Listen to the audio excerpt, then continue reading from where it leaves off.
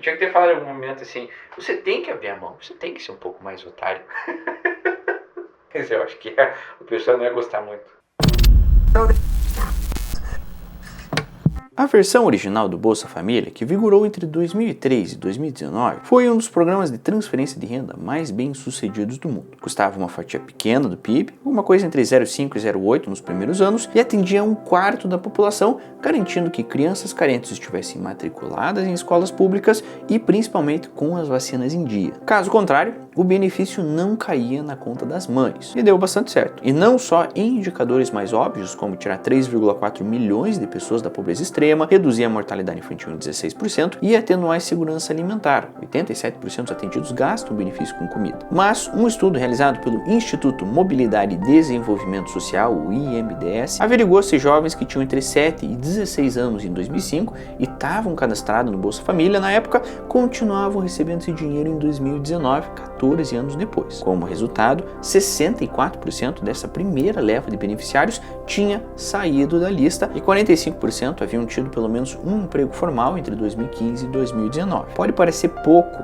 mas é um número razoável considerando que mais de 40% da população brasileira está no mercado informal. Apesar desse caminhão de evidências, a ideia de que o Bolsa Família foi uma política pública eleitoreira permanece bastante firme na cabeça dos brasileiros. Numa pesquisa do Ibope de 2019, 82% dos brasileiros afirmaram que o programa inclui pessoas que não precisam, 67% afirmaram que ele faz as pessoas se acomodarem e não quererem mais trabalhar e 56% que ele faz as pessoas quererem ter mais filhos. Mesmo com esse caminhão de críticas, 62% dos entrevistados se consideravam favoráveis ao Bolsa Família, ou seja, ninguém é contra dar comida a quem tem fome, mas nós temos uma incongruência. Isso porque as pessoas de classe média que arcam com o grosso dos impostos têm medo de estarem sendo feitas de otário pelo governo federal ou pelas famílias carentes que recebem o Bolsa Família. Esse medo de ser otário foi muito bem detalhado pela pesquisadora Tess Wilson Ryan, professora da Universidade da Pensilvânia, no livro chamado Foolproof, a prova de golpes,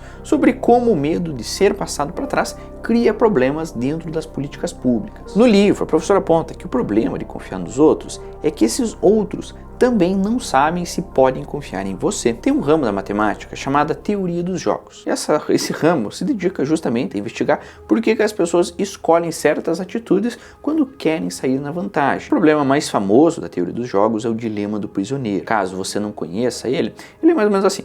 Imagine que a polícia prendeu 2 suspeitos de um crime, o João e o José. O delegado não tem provas suficientes para acusar nenhum desses 2. Então, caso nenhum deles abra a boca para dedar o outro, os 2 vão passar só 6 meses na prisão, o que nessa situação hipotética que eu trouxe para vocês é o melhor resultado possível. Acontece que tem um programinha de delação premiada. Se o João caguetar o João se livra da prisão e José pega 10 anos. Se o José caguetar o João, é José que vai para casa e o João que fica preso por 10 anos. Nesse caso, os 2 vão ser interrogados ao mesmo tempo em espaços separados. Então, um não tem como saber se o outro vai abrir a boca. Se ambos delatarem o comparsa, os 2 pegam 5 anos. É óbvio que o melhor aqui seria ninguém abrir a boca e os 2 ficarem 6 meses. Mas nenhum dos 2 tem como garantir que o outro vai ficar quietinho, o que acaba aumentando muito as chances de que um delate o outro preventivamente e que os 2 acabem pegando um tempo de prisão muito mais longo por bobeira. Aqui, nesse caso, trair se torna a única saída razoável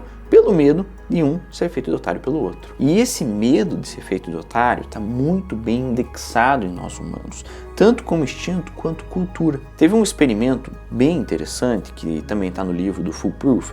Ele foi realizado por Daniel Efron e Dale Miller, 2 psicólogos da Universidade de Stanford. E ele funciona mais ou menos assim. Tinham 84 participantes, e aqui para ficar mais fácil a gente vai chamar desses participantes de investidores. Esses 84 investidores começavam uma simulação com 10 dinheirinhos cada um deles. E eles podiam optar por ficar com esse dinheiro ou investir essa grana. Todos eles são informados de antemão que, caso optem por investir, tem 30% de risco de que recebam só 8 dinheiros de volta, ou seja, percam.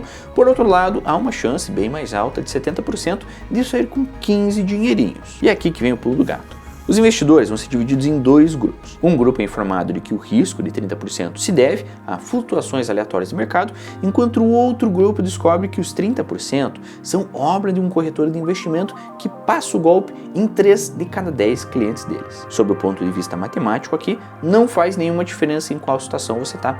O risco é 30% e pronto. O importante, na verdade, é que as pessoas, dentro dessa experiência, pensassem que havia uma questão de confiança em jogo. Como resultado, mais gente topa encarar o risco de 30% quando a flutuação é natural do que quando se trata de um golpe, ainda que os desfechos sejam idênticos. Ou seja, as pessoas não são movidas simplesmente por aversão ao risco, o medo de que o seu investimento acabe dando errado. Na verdade, faz toda a diferença a origem do risco. Dói mais perder dinheiro porque você foi traído do que por causa de uma flutuação aleatória no preço de uma ação. Lenin, eu não estou entendendo. A gente está falando de Bolsa Família e agora a gente está falando de risco e investimento. Onde que você quer chegar? Calma, estudos como esse que eu te contei mostram o seguinte: conseguir apoio popular para uma política pública, como por exemplo o Bolsa Família, é na verdade uma questão muito mais psicológica, subjetiva. O apoio da população aqui não vai depender das evidências científicas e os dados precisos se o Bolsa Família funciona ou não funciona, mas de como as autoridades e a mídia vão tratar do Bolsa Família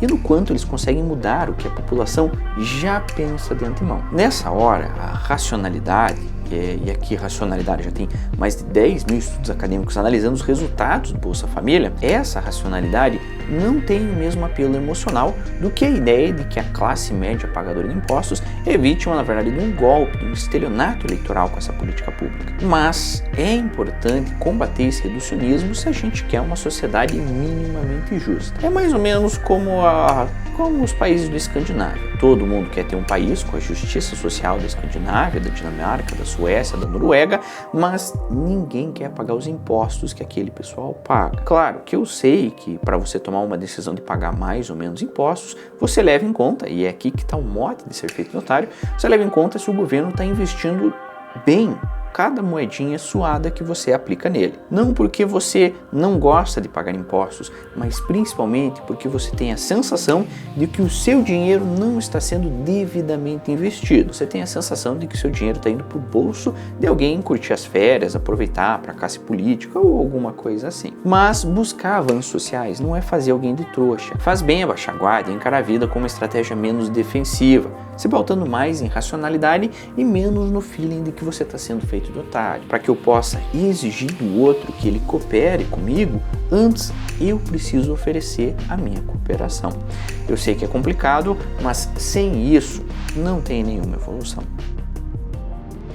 Eu fico muito feliz em saber que você ficou até o final desse vídeo. Caso seja a sua primeira vez aqui nesse canal, eu peço encarecidamente que você dê um like e deixe um comentário, principalmente sobre o que você pensa sobre esse tema. Vai que a sua ideia é boa, que a sua discussão mostra que na verdade eu estava completamente errado sobre tudo isso que eu penso. Eu quero muito saber o que você tem a falar. Não esquece de deixar aqui embaixo, eu vou ler o seu comentário. Não esquece também, se você gostou desse vídeo, ou se você não gostou desse vídeo, deixa um like, deixa um dislike. Isso ajuda o algoritmo a entender que esse vídeo tem alguma relevância. Não esquece também, se você é iniciante no canal, a se inscrever, ativar o sininho para ficar ciente de tudo que está acontecendo aqui. Tem muito vídeo bom que está para sair. Caso você se interesse por temas mais políticos, eu vou deixar aqui do lado o porquê nós falamos esquerda ou direita. Caso você se interesse por temas nacionais e um pouco mais apocalípticos, eu vou deixar um vídeo aqui sobre como o Brasil vai pagar o preço nas mudanças climáticas. Muito obrigado por toda a sua atenção. Eu estou te esperando no próximo vídeo. Tchau, tchau.